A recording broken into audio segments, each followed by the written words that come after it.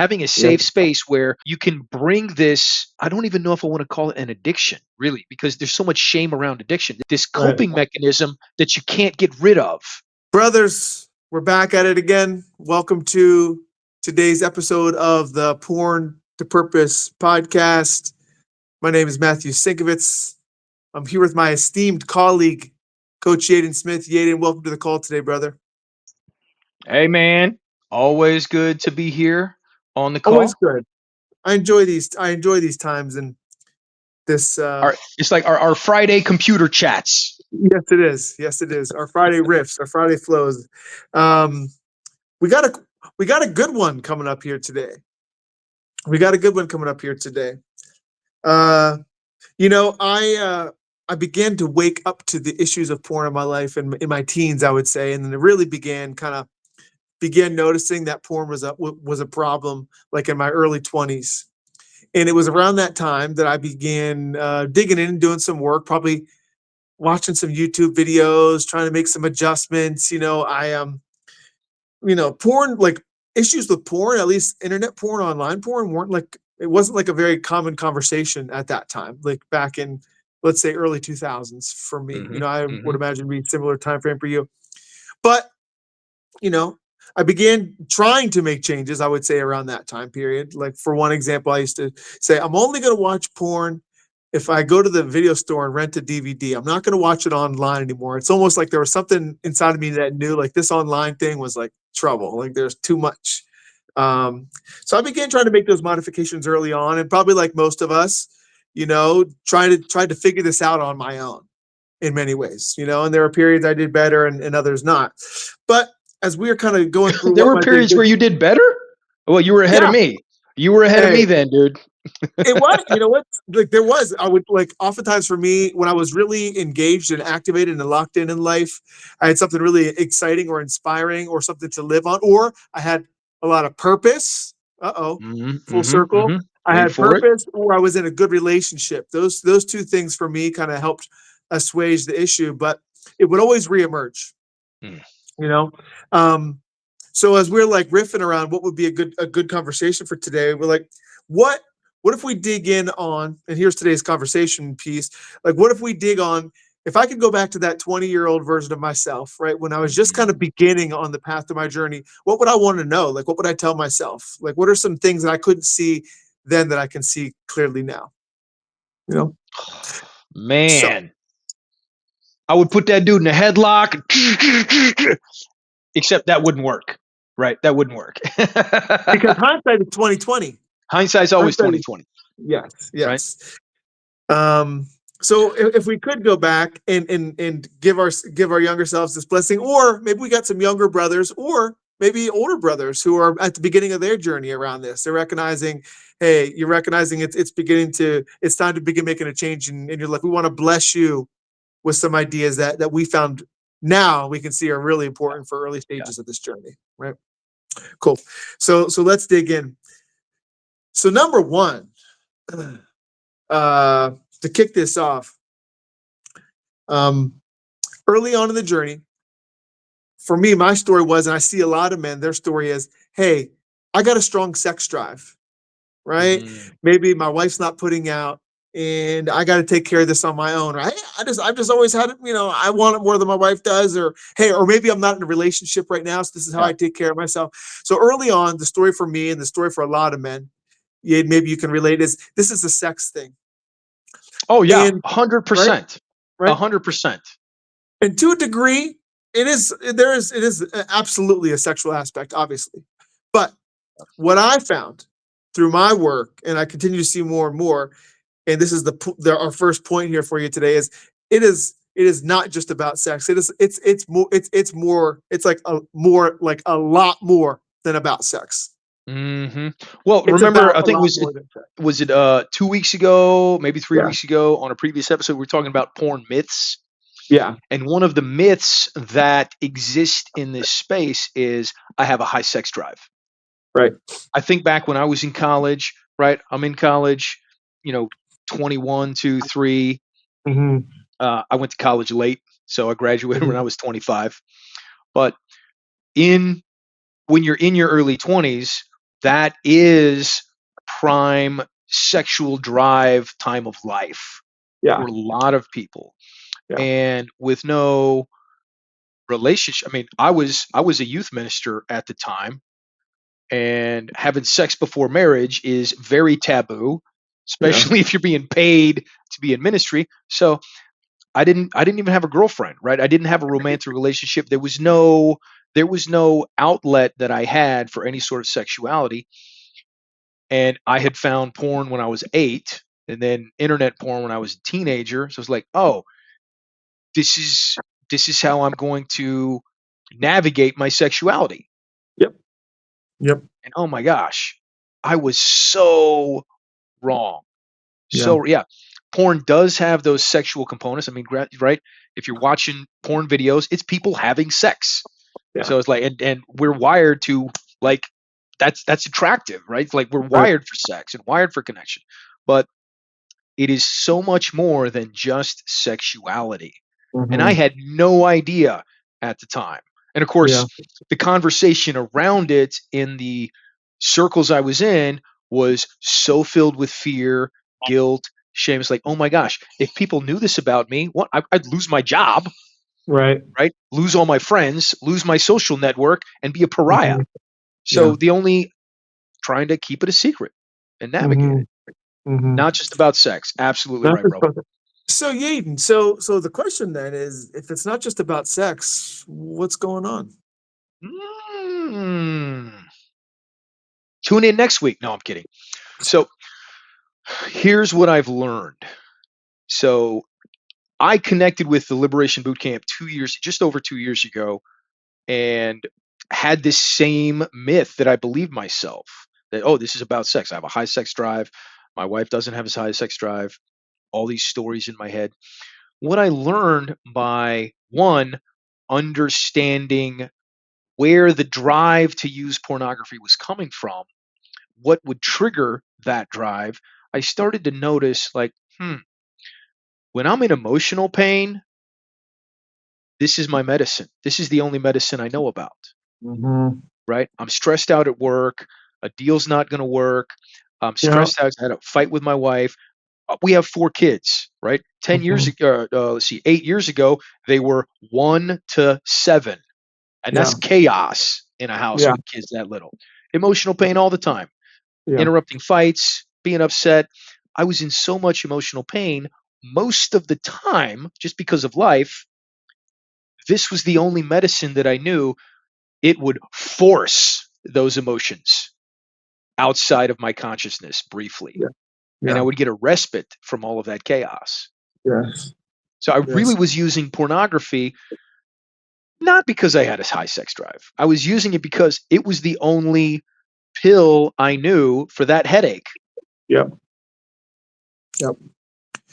So what I hear you saying then, Yeadon, I believe, is that it's about emotions, right? It's about Absolutely. attempting to meet emotions. It's an Yeah. attempt at emotional regulation, right? It's an attempt at meeting needs that are Yeah. present for us, is what I'm hearing you say.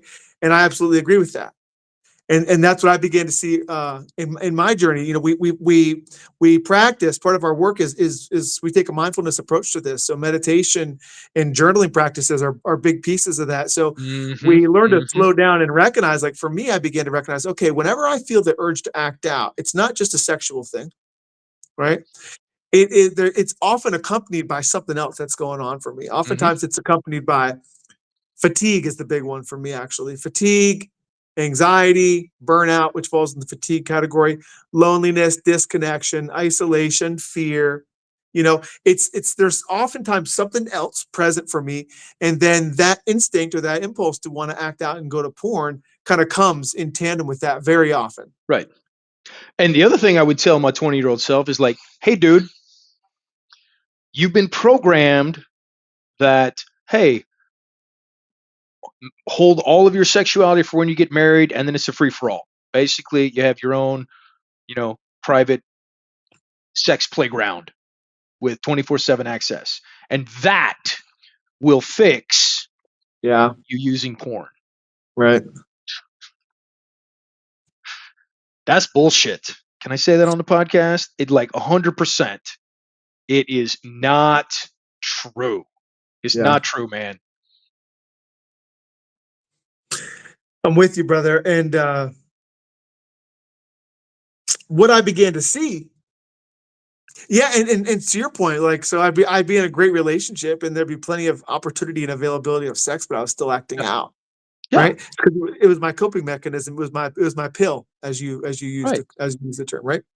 Um, so and what I also want to offer is what I've also found, especially in today's world where we're using online porn, is very much a dopamine factor. So oftentimes for me, I've noticed when I have when I act out, what precedes that is typically I'm on the screens.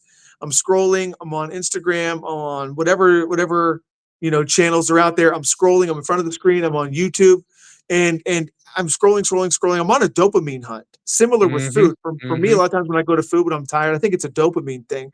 But it's like porn just becomes the next thing. I think there's a phone addiction and a dopamine addiction tied into this as well. We go to the phone, we go to the dopamine for that little fix, for that little hit. It gives us a little pop. Yeah. So I think there's a dopamine piece in there, Oh, for that's sure. tied into the scrolling. It's like, And yeah, dopamine is not bad, right? right, Our brain is wired to seek out right, dopamine uh-huh, for all sorts of regulation. And sounds like we had a similar experience, Matt, where at an early age, our brain is like, oh, I found where I can get a really big hit of this yeah, dopamine yeah, and yeah, make all the problems fade into the background. yep, yep. And the problem is we're carrying that dopamine fix around in our back pockets like all the Yeah, time, you know? right. Yeah, it's sitting right here on my desk, right? Yeah, I know yeah, how to get around all the blockers. The yeah, blockers are not going to stop me. yeah. And the thing is, it might not even be porn to start, guys. But again, it might be not porn. It might be just, as we call it, it might be just Hmm. scrolling, Hmm.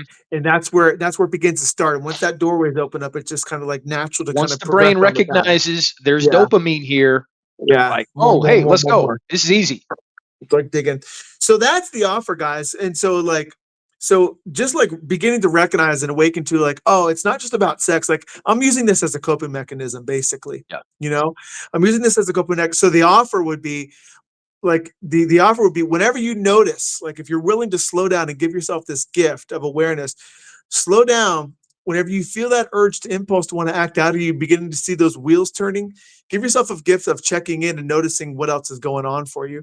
Mhm. Notice, like, oh, I'm actually tired. Oh, I'm stressed out at work right now. Oh, I'm feeling disconnected in Yeah. my relationships, right? Notice that there's other stuff going on, and the porn is just kind of emerging as the solution, Hmm. right? As Yep. the feel good That's remedy. right. Yeah. That's right. Yeah. Now, Matt, this is all well and good, right? Uh-huh. Understanding it's a coping mechanism.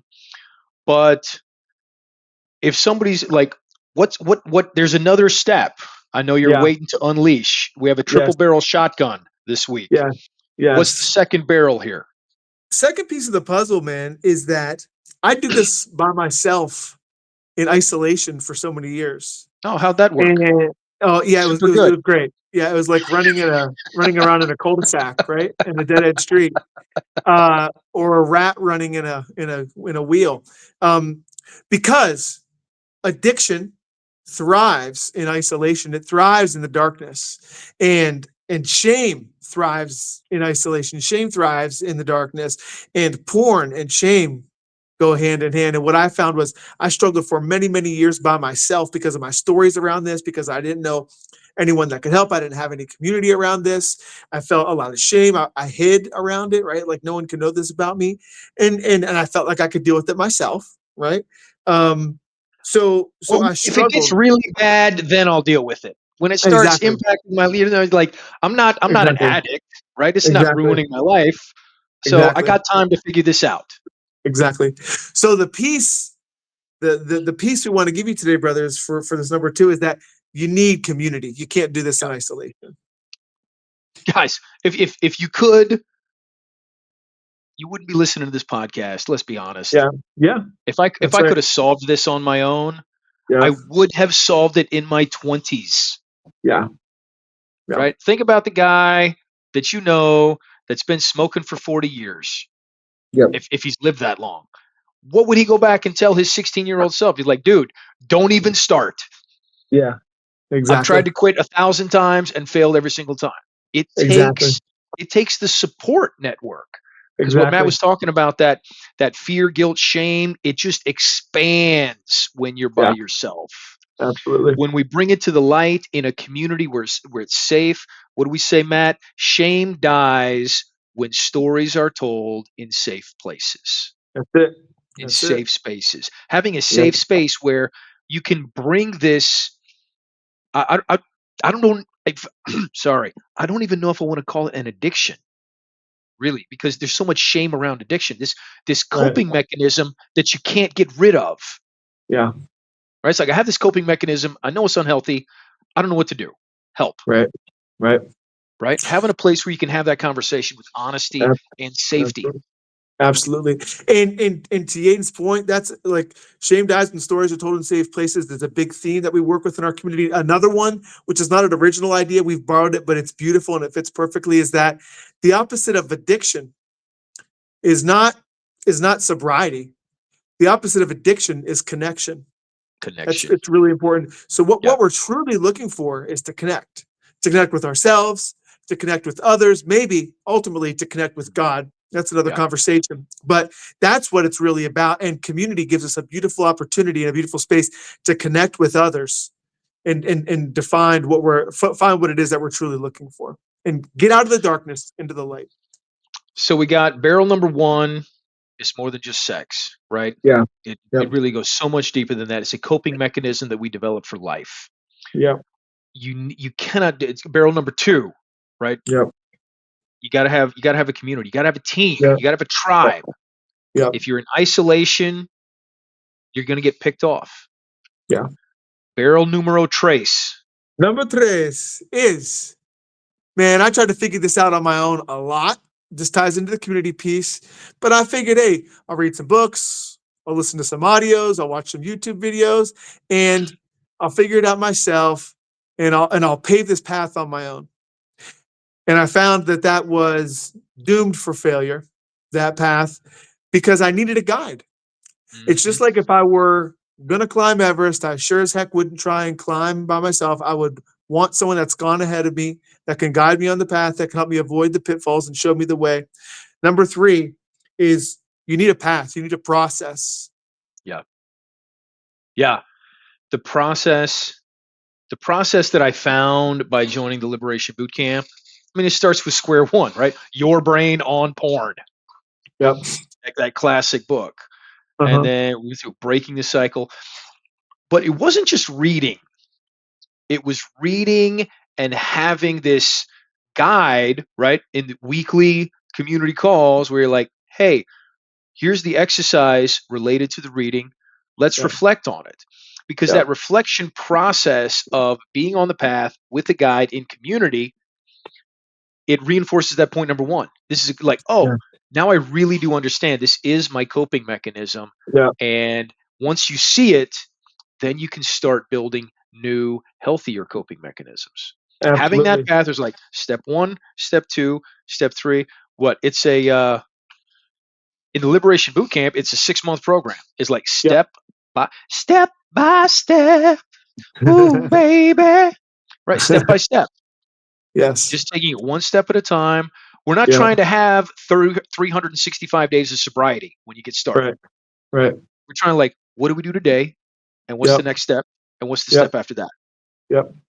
And so through that path, it's like developing the skills around the awareness piece, learning to recognize the urges and the impulses when they come up, developing the schools and the till and the tools such as the 2x2 rule and the 4 rack formula and the freedom framework and the noble code and all these pieces of the puzzle, which help give us the freedom ultimately On for a the liberation side note, lifestyle we learn to for live. y'all Yeah. listening to this, it's Friday when we're recording this. I'm just saying, if you go to Target on a Friday night, you need blinders, right? That 2x2 rule where it's like, oh, I notice a woman who's really attractive. It's like, oh, Yeah. I like, I'm not ogling, I'm not like objectifying. It's just like, Yeah. that's a very pretty woman. That's a beautiful Yeah. woman. Like, oh, Yeah. now I need to look somewhere else. I've Yeah. appreciated it, and now I'm bouncing my ass somewhere else. Yeah. Target on a Friday night. I'm just basically staring at my feet. the whole time. Yep. Yep. It's tough. Yeah. And talk about a proven path. I mean, that's what we're doing here, guys. Yeadon is the proof in the pudding. Brother who's come through I the hate work. pudding. I hate pudding though, but I'm happy to be the proof in the pudding. Proof in This the stuff pie. works, y'all. This Yep. stuff works. Yep. We're on this path, man. We've had our successes, we've had our challenges, and we're here before you, and we're doing the work, and we're in a community, we're part of a community, and we represent a community of men who are on this path doing this work, seeing the victories, seeing the wins, and making this dramatic change in our lives. So we want to invite you to it. Yeah. Brother, if you're watching this, or if you're watching this, you can see my hands. If you're listening to this, you're just going to have to imagine it. Yep. But wherever you are, right, you're somewhere in life, in your how you interact with pornography, and you got where you want to go, where you are, where you want to go. Get on the phone with us. Reach out to us. We can help figure out where you are relative to where you want to go, and help figure out what are the problems that you're going to face along this journey. Yep. Maybe we can help in the boot camp. I don't know. Yep. I don't know if it's going to be a good fit. Yep. But if we can help you identify where you are and where you want to go, you're one step closer to hitting your goals. Yep. First step in that, brothers, is to head on over to porn2purpose.com. Check out that we got a bunch of information there on the Liberation Bootcamp. We talk about the process. We talk about Yeadon and myself. You can learn more about who we are and our path. And we got a link, I believe, on there to book a call. We'd love to jump on have a conversation with you and support you wherever you are in the journey, brothers. Don't do this by yourself, man. Yep. Well, you don't have to. We can't. We can't do this by ourselves. Yep. Reach out for help, brother. We're rooting for you. Yes, sir. Good conversation today. I hope 20-year-old Matt is listening somewhere out there in the field. Yes. Well, I am going to have the opportunity to have a conversation with my 20-year-old son. Yeah. In 2.5 years. Yeah. But now I get to have it from a place of compassion and freedom instead of terror and, oh, you discovered porn? Well, now I'm just going to lock you in your room till you're 30. Because that'll work. Right. Matt, love you, brother. Yes. Love you, brother. Thanks so much for being here today, brothers. Thanks for joining from wherever you are in the world. We love and appreciate you. Peace and power, my brothers. We are noble men. Noble men. Bye.